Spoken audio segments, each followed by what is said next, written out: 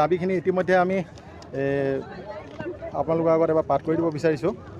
আমাৰ প্ৰথম দাবীটোৱে হৈছিলে আমাৰ যিখন স্বাস্থ্যকেন্দ্ৰ আছে সেই স্বাস্থ্যকেন্দ্ৰখন 24 ঘণ্টা আগবঢ়াব পৰাকৈ চিকিৎসকৰ লগতে সমান্তৰালকৈ অন্য যি স্বাস্থ্যকৰ্মী প্ৰয়োজন আছে সেইখিনিকো ফুলফিল কৰিব লাগে বুলি প্ৰথম দাবীত আছিলে।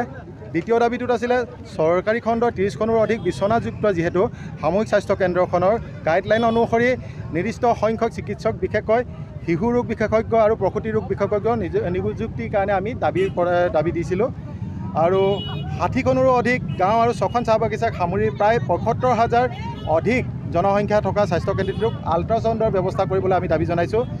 আৰু চতুৰ্থতে আছে সঘনে বিকল হৈ থকা এক্সৰে মেচিনৰ ক্ষেত্ৰত এটা কাৰ্যক্ষম এক্সৰে মেচিনৰ ব্যৱস্থা কৰিবলৈ আমি দাবী জনাইছিলোঁ। আৰু পঞ্চমতে আছে প্ৰতিদিনে 200ৰো অধিক OPDৰ সময়ত সেৱা গ্ৰহণ ৰোগীৰ বিপৰীতে এজন ফাৰ্মাচিষ্টৰ পৰিৱৰ্তে 2জন ফাৰ্মাচিষ্টৰ নিযুক্তি ব্যৱস্থা কৰিবলৈ কৈছিলোঁ, কিয়নো এজন ফাৰ্মাচিষ্টে কেতিয়াবা গা বেয়া থাকিলে কিবা অসুবিধা থাকিলে তেখেতে নাহিলে পৰৱৰ্তী অন্য যিসকল ৰোগী থাকিব তেখেতলোকক কোনে দৰৱবিলাক দিব, সেই আমি এই দাবীটো ৰাখিছোঁ। চতুৰ্থতে আছে প্ৰয়োজনীয় ঔষধ পৰ্যাপ্ত পৰিমাণে মজুত ৰখাৰ ব্যৱস্থা কৰিবলৈ কৈছোঁ, কাৰণ প্ৰেছক্ৰিপশ্যনখনত 3টা লিখিলে তাৰে 2টা পায় 1টা নাপায়, তেনেকুৱা এটা হয়, কেতিয়াবা 1টা পায় 2টা নাপায়, সেইকাৰণে এইটো দাবী দিছোঁ।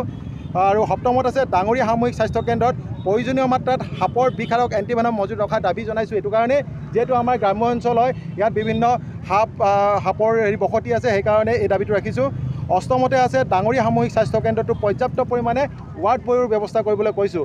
আৰু নৱমতে আছে যিজন আমাৰ ডাঙৰীয়া সামূহিক স্বাস্থ্যকেন্দ্ৰখনত আজি কেইবাটাও বছৰৰ আগতে নিযুক্তি দিছিল ডক্টৰ সমলয় দহোতীয়া, তেখেতক ডাঙৰী নিযুক্তিত আছে যদিও জইনিং ডাঙৰীত আছে যদিও তেখেতক তিনিচুকীয়া চিভিলত কি ধৰণে তেখেতৰ লগত আলোচনা কৰি তেখেতক তাতে ৰাখিছে। আৰু আমাৰ ডাঙৰীয়া অঞ্চলৰ ৰাইজৰ দিন ৰাতি যেতিয়া অসুবিধা আহে সেই অসুবিধাখিনিকো তেখেতলোকে বুজি নাপায়, তাতে ৰখাৰ ব্যৱস্থা কৰিছে। গতিকে তেখেতক ঘূৰাই অনাৰ 10 দিনৰ ভিতৰত ঘূৰাই অনাৰ ব্যৱস্থা কৰিবলৈ আমি দাবী জনাইছোঁ।